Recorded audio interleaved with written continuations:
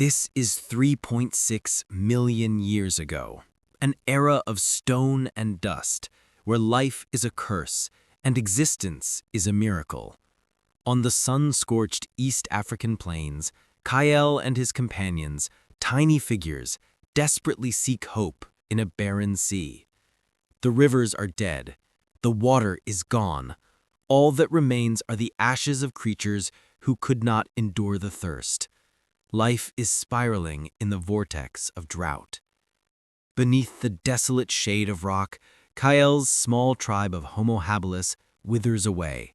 Their shoulders bear the weight of exhaustion and famine, but Kael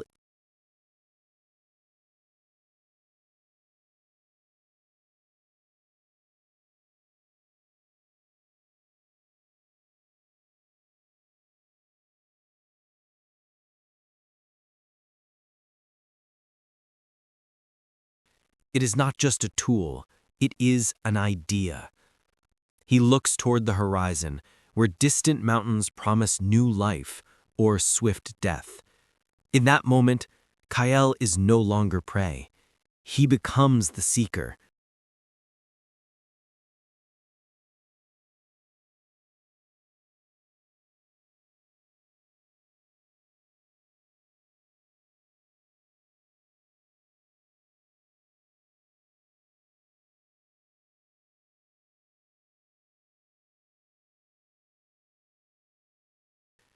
He rises, clutching his new stone weapon.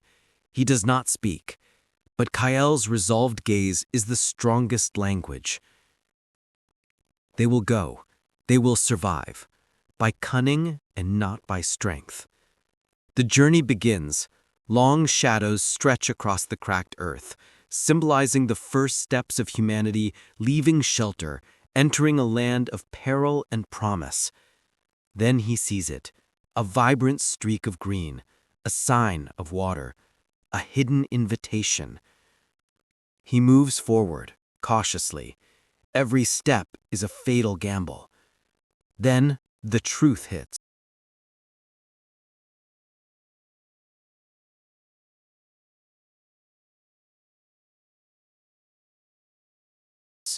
This refuge is already claimed. Its owner is a gigantic hunter. The prehistoric ostrich, over 3 meters tall, appears, majestic and furious. Between Kael and his tribe is a massive source of life and a terrible death. No retreat. He grips his stone tool. Tiny man confronts the fury of nature. The behemoth is enraged. It delivers a warning stomp. The unequal fight has begun.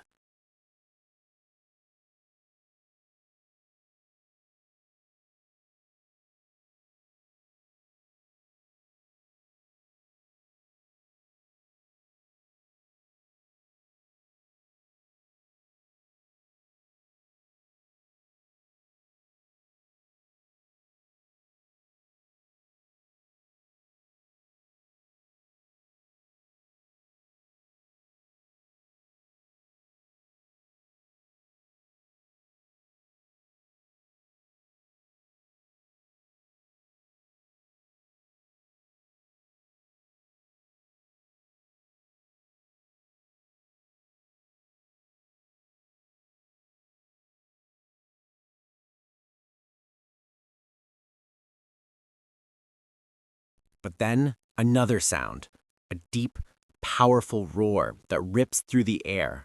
A greater predator has arrived. Rathos, the ancient big cat, new lord of this territory. Kael is trapped between the wrath of Mother Nature and the hunger of an apex predator. Fear fades. In Kael's eyes, terror gives way to calculation. The weak have only one weapon: intellect. He doesn't attack the enemy. He attacks what the enemy protects. He throws the stone, not to kill, but to provoke. The stone cracks an egg. The ostrich's cry of pure fury is now aimed solely at Rathos.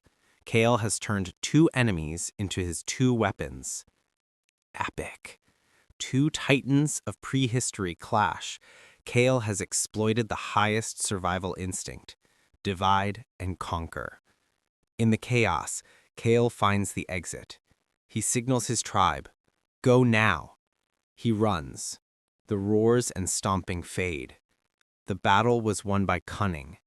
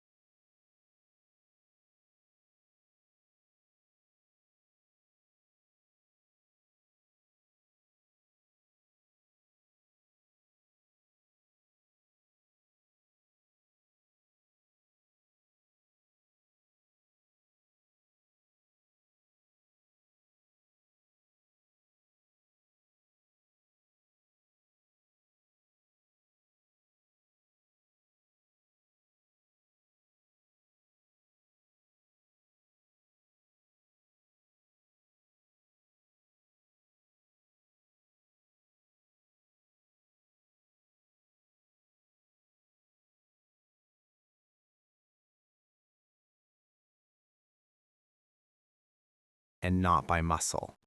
Behind him, Rathos, though wounded, won by brute force, but Kale won by thought. Safe, shocked, but alive. They survived not because they were the strongest, but because they were the smartest. Kale looks at his hands, the hands that chipped stone, the hands that threw rock. He understands. Humanity's greatest strength is not in claws, but in the will to formulate a plan. And then, the reward for ingenuity, a faint, trickling sound. Water. Water. Life. A single drop is everything.